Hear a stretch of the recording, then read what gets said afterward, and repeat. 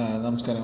നമുക്കെല്ലാവർക്കും അറിയാം രാഹുൽ ഗാന്ധി. അദ്ദേഹം കോൺഗ്രസ് പാർട്ടിയുടെ നേതാവാണ്, ഇന്ത്യയുടെ പ്രതിപക്ഷ നേതാവാണ്. നമ്മൾ രണ്ടു വട്ടം ജയിപ്പിച്ചു വിട്ട കേരളക്കാരും മലയാളികളും രണ്ടു വട്ടം ജയിപ്പിച്ചു വിട്ട എം പിയാണ് അദ്ദേഹം. ഓക്കെ, അദ്ദേഹത്തിൻ്റെ ഒരു കാര്യം നോക്കുകയാണെങ്കിൽ അദ്ദേഹം നല്ലൊരു ഇൻവെസ്റ്ററാണ്. അപ്പോൾ ആദ്യം തന്നെ രാഹുൽ ഗാന്ധി ഇൻവെസ്റ്റ് ചെയ്തിരിക്കുന്ന സ്റ്റോക്കുകൾ ഏതൊക്കെയാണെന്ന് നമുക്ക് നോക്കാം.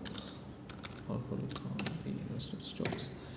രാഹുൽ ഗാന്ധി ഇൻവെസ്റ്റ് ചെയ്തിരിക്കുന്ന സ്റ്റോക്കുകളിൽ ഏതൊക്കെയാണെന്ന് നോക്കുകയാണ് നമ്മൾ ചെയ്യുന്നത്. ആദ്യം ഇതാണ് അദ്ദേഹത്തിന് ഇൻവെസ്റ്റ് ചെയ്യുന്ന ഇന്ത്യ ടുഡേയിൽ വന്നിരിക്കുന്നത്. ഇത് അദ്ദേഹം ഇലക്ഷന് കൊടുത്തിരിക്കുന്ന പത്രികയിലുള്ള പോർഷൻസാണ്. അതിൽ ഏതൊക്കെ കമ്പനികളാണ് അദ്ദേഹം ഇൻവെസ്റ്റ് ചെയ്തിരിക്കുന്നതാണ് കാണുന്നത്. ഇതിൽ നമുക്ക് ആദ്യം തന്നെ നോക്കാൻ പോകുന്നതാണ് ഇത്രയും കമ്പനികളാണ് അദ്ദേഹം മാർച്ച് 15 അദ്ദേഹം കൊടുത്തിരിക്കുന്ന സ്റ്റേറ്റ്മെൻറ്റ് പ്രകാരം അദ്ദേഹം ഇൻവെസ്റ്റ് ചെയ്തിരിക്കുന്ന കമ്പനി. ഇപ്പോൾ ഈ കമ്പനികൾ നിങ്ങൾ നോക്കൂ, ഇതിലെല്ലാം തന്നെ അതത് ഫീൽഡുകളിലെ അധികായന്മാരാണ്. അതായത് ഏതാണോ സെക്ടർ, ആ സെക്ടറിൻ്റെ IT സെക്ടറാണ് അതിൻ്റെ ഏറ്റവും ഹയസ്റ്റ് ആയിട്ടുള്ള ആൾക്കാർ. ബാങ്കിങ് സെക്ടറാണെങ്കിൽ അതിൻ്റെ ഏറ്റവും നല്ലതുള്ള NBFC ആണെങ്കിൽ അതിൻ്റെ ഏറ്റവും നല്ല കമ്പനിയിലാണ് അദ്ദേഹം ഇൻവെസ്റ്റ് ചെയ്തിരിക്കുന്നത്. ഇപ്പോൾ ഇതിൽ തന്നെ നോക്കുമ്പോൾ നിങ്ങൾ നെസ്ലെ ഇന്ത്യ, നെസ്ലെ ഇന്ത്യയെ പറ്റിയാണ് ഇന്നത്തെ വീഡിയോയിൽ പറയാൻ പോകുന്നത്. നെസ്ലെ ഇന്ത്യയുടെ അദ്ദേഹം ഇൻവെസ്റ്റ് ചെയ്തിരിക്കുന്നത് 1370 സ്റ്റോക്സാണ് വാങ്ങിച്ചിരിക്കുന്നത്. 35 ലക്ഷം രൂപയാണ് ഇൻവെസ്റ്റ് ചെയ്തിരിക്കുന്നത്. അതായത് നെസ്ലെ ഇന്ത്യ അദ്ദേഹത്തിന് നല്ല വിശ്വാസം ഉണ്ടാവുകൊണ്ടും അദ്ദേഹത്തിൻ്റെ അല്ലെങ്കിൽ ഫിനാൻഷ്യൽ അഡ്വൈസേഴ്സ് അദ്ദേഹത്തിന് കൊടുത്തിരിക്കുന്ന നല്ല റിസൾട്ടിൻ്റെ പ്രകാരമാണ് അദ്ദേഹം ഈ കാശ് ഇതിനകത്ത് ഇട്ടിരിക്കുന്നത്. ഇനി എന്തുകൊണ്ടാണ് നെസ്ലയെ പറ്റി നമ്മൾ ഇന്നത്തെ വീഡിയോയിലാണ് പറയുന്നത്, അത് എന്തുകൊണ്ടാണെന്ന് നോക്കാം. നെസ്ലെ ഇന്ത്യ എന്ന് പറയുന്നത് ഇന്ത്യയുടെ വലിയൊരു കമ്പനിയാണ്. 2,36,000 കോടി, 36,831 കോടി മാർക്കറ്റ് ക്യാപ്പുള്ള കമ്പനിയാണ്. കറണ്ട് പ്രൈസ് 2,456 രൂപയാണ്. ഒരു ഹൈ ആയിട്ട് 2,771 രൂപയോടെ വന്നിരുന്നു. അതിൽ നിന്നാണ് ഇപ്പോൾ താഴോട്ട് വന്നിരിക്കുന്നത്. ഇതിൻ്റെ ROCയും ROE എല്ലാം ചാൻസേ ഇല്ല. 169ഉം 135ആണ്. നമ്മൾ 20 ഉണ്ടെങ്കിൽ തന്നെ ഏറ്റവും നല്ല കമ്പനിയാണെന്ന് പറയുമ്പോൾ ഇവരുടെ ROCയും ROEയും എത്രയാണെന്ന് ഇത് തന്നെ നോക്കിയാവുന്നതാണ്. പിന്നെ ആവറേജ് വോളിയം ഒരുപാടുണ്ട്. പിന്നെ പ്രൊമോട്ടർ ഹോൾഡിങ് അത് തന്നെ ഓണേഴ്സിൻ്റെ അടുത്ത് തന്നെയാണ്. ഇതിൻ്റെ ഷെയർസ് മാക്സിമം ഉള്ളത്. EPS ഹൈ ആണ്. നെറ്റ് പ്രോഫിറ്റ് ഹൈ ആണ്. പ്ലെഡ്ജ് പെർസെൻറ്റേജ് അവർ ഒരു സ്റ്റോക്സ് പോലും വെച്ചിട്ട് അവർ എന്താ പറയുക ലോണോ മറ്റു കാര്യങ്ങളോട്ടോ പോയിട്ടില്ല. FII ഫോറിൻ ഇൻവെസ്റ്റ്മെൻറ്റിൻ്റെ 11.9%, DOA 9.17%. ഇനി ഇതിൻ്റെ ഗ്രാഫ് നോക്കൂ നിങ്ങൾ. ഇതാണ് ഇതിൻ്റെ ഗ്രാഫ്. 2006 മുതൽ രജിസ്റ്റർ ചെയ്തിരിക്കുന്ന കമ്പനിയാണ്. 69 രൂപയിൽ തുടങ്ങിയിട്ട് ഇപ്പോൾ ഇത് ഏകദേശം 2,456 രൂപ വന്നിട്ടുണ്ട്.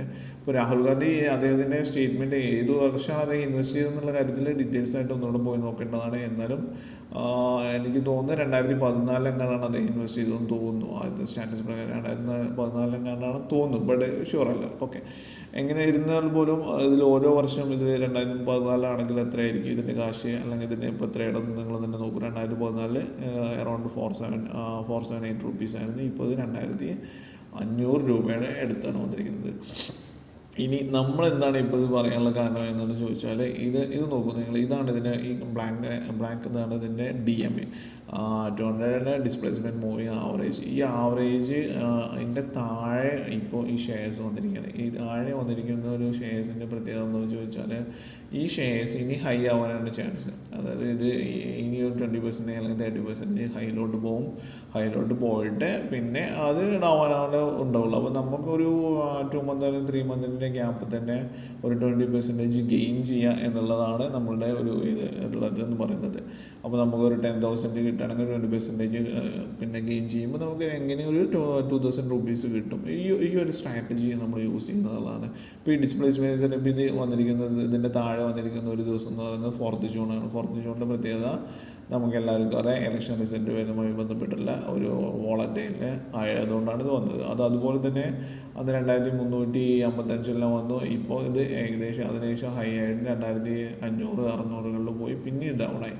ഇപ്പോൾ ഈ ഒരു സംഖ്യ 2,456 കിട്ടുന്നുണ്ട്. അപ്പോൾ ഡിസ്പ്ലേസ്മെൻറ്റ് ആവറേജിൻ്റെ താഴെ വന്നുമ്പോൾ നമുക്ക് സ്റ്റോക്ക് മേടിക്കുമ്പോൾ ഇനി അത് അധികം വൈകാതെ തന്നെ ഇത് മുകളിലോട്ട് പോകുന്നതാണ്.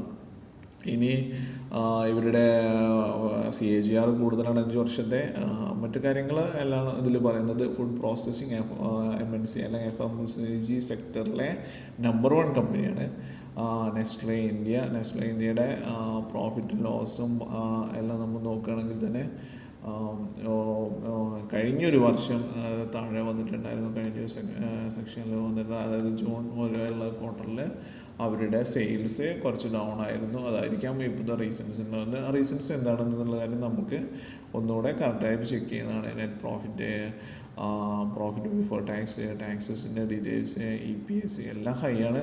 അതുകൊണ്ട് തന്നെ നമുക്ക് വളരെയധികം വിശ്വസിച്ച് ചെയ്യാൻ പറ്റുന്നൊരു സ്റ്റോക്സാണ് പിന്നെ നെസ്ലെ ഇന്ത്യ എന്ന് പറയുന്നതാണ്. ഇനി നമുക്ക് നെസ്ലെ ഇന്ത്യയുടെ why Nestle India stocks are falling.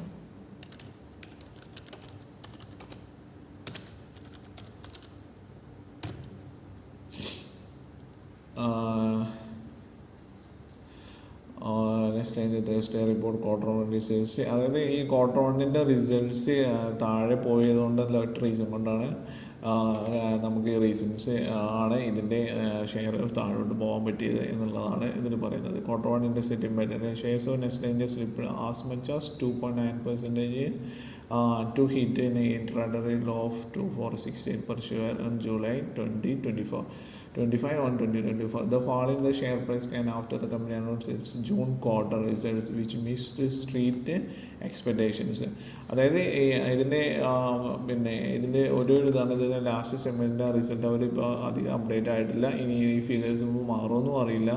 But ഈ ഫിഗേഴ്സ് അതിന് മുമ്പുള്ള ക്വാർട്ടേഴ്സിന് കമ്പയർ ചെയ്യുമ്പോൾ സെയിൽസ് കുറച്ച് കുറവായിരുന്നു എന്നുള്ളതാണ് ഇനി ഇതിൻ്റെ ഒരു റീസൺസ് ആയിട്ട് പറയുന്നത്. ഇതോടൊപ്പം തന്നെ നമുക്ക് ഇതിൽ പറയുന്നത് നെസ്ലെ ഇന്ത്യ എന്ന് പറഞ്ഞാൽ ഇത്രയും അധികായന്മാരായുള്ള കമ്പനി, അവരുടെ പ്രോഡക്റ്റ് നെസ്ലെ ഇന്ത്യ പ്രോഡക്ട്സ് ഏതൊക്കെയാണ് നമുക്ക് നോക്കാവുന്നതാണ്.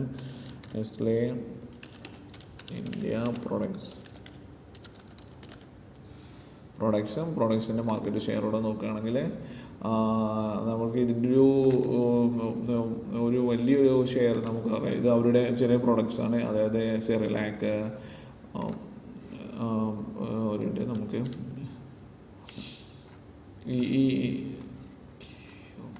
ഓക്കെ ഇവരുടെ പ്രോഡക്റ്റിൻ്റെ ഓരോരോ ഇത് തന്നെ നോക്കുകയാണെങ്കിൽ ഇവരുടെ ഓരോ പ്രോഡക്റ്റും നമ്മൾ ഇന്ത്യൻ മാർക്കറ്റിൽ എത്ര ഷെയർസാണ് അവർക്കുള്ളത് നോക്കുക. അതായത് സെറിലാക്ക് എന്ന് പറയുന്നത് ഈ സെറിലാക്ക് പ്രോഡക്റ്റ്, നാഷണൽ സെറിലാക്കിൻ്റെ പ്രോഡക്റ്റ് 97% ഓഫ് ഇന്ത്യൻസും 197% ഓഫ് ഇന്ത്യൻസും അവരുടെ ആ പ്രോഡക്റ്റാണ് വാങ്ങുന്നത്. അതിൻ്റെ ഈക്വൽ പ്രോഡക്റ്റിൻ്റെ ഇത് പ്രകാരമുള്ള ബാക്കി ഇതുപോലുള്ള ഓരോ കമ്പനികളും മഞ്ചായാലും നെസ്കഫെ ആയാലും ബാക്കി മിൽക്കി മെയ്ഡ് ആണെങ്കിലും അവരുടെ ഇതിൽ ഏറ്റവും ഒരു കുറവെന്ന് പറയുന്നത് ഈ ടൊമാറ്റോ സോസ് മാത്രമല്ല, കെച്ചപ്പ് മാത്രമാണ് അവരുടെ കുറച്ച് കുറവുള്ളത്. ബാക്കി അവരുടെ നൂഡിൽസ് ആയാലും എവരിഡേ മിൽക്ക് പൗഡർ ആയാലും ഇവരുടെ ഓരോ പ്രോഡക്റ്റിൻ്റെയും ഷെയർസ് ഇന്ത്യൻ മാർക്കറ്റിൽ എത്രത്തോളം ആഴ്ന്നിറങ്ങിയിരിക്കുന്നു എന്നുള്ള കാര്യത്തിൽ ഒരു സംശയമില്ല. അതുകൊണ്ട് തന്നെയാണ് മിക്ക ആൾക്കാരും ഇതിൽ ഇൻവെസ്റ്റ് ചെയ്യുന്നതും. രാഹുൽ ഗാന്ധിയെ പോലെയുള്ള ആൾക്കാരെല്ലാം ഇതിലിട്ട് കണ്ടും കൂട്ടിയിട്ട് കാശ് ഇൻവെസ്റ്റ് ചെയ്യുന്നത്. ഇപ്പോൾ നമ്മളുടെ ഒരൊറ്റ ഒരു അഡ്വാൻറ്റേജ് എന്ന് പറയുന്നത് നമ്മളിപ്പോൾ ഇൻവെസ്റ്റ് ചെയ്യുകയാണെങ്കിൽ ഈ ഇതിൻ്റെ DMAയുടെ താഴെ വന്നിരിക്കുന്ന സമയത്താണ് നമ്മൾ ഏറ്റവും കൂടുതൽ ഇൻവെസ്റ്റ് ചെയ്യേണ്ടത്. DMAയുടെ താഴെ വന്നിരിക്കുന്ന ഒരു സമയത്ത് ഇൻവെസ്റ്റ് ചെയ്യുമ്പോൾ അതിന് DMAയുടെ മുകളിലോട്ട് പോകാൻ മൂവിങ് ആവറേജിൻ്റെ മുകളിലോട്ടേ പോവുള്ളൂ. താഴോട്ട് അധികം വരാൻ ഇത്രയും മാർക്കറ്റ് ക്യാപ്പുള്ള ഒരു കമ്പനികൾ ഇപ്പോൾ തന്നെ അവർ അതിൻ്റെ ചെറിയ ചെറിയ ഇഷ്യൂസ് എല്ലാം സോൾവ് ചെയ്തിട്ട് അത് അവർ മേക്കപ്പ് ചെയ്തിട്ട് ചെയ്യുന്നതാണ്. ഓക്കെ, അപ്പം ഇതാണ് ഇന്നത്തെ വീഡിയോയിലുള്ള കാര്യങ്ങൾ. താങ്ക്സ്.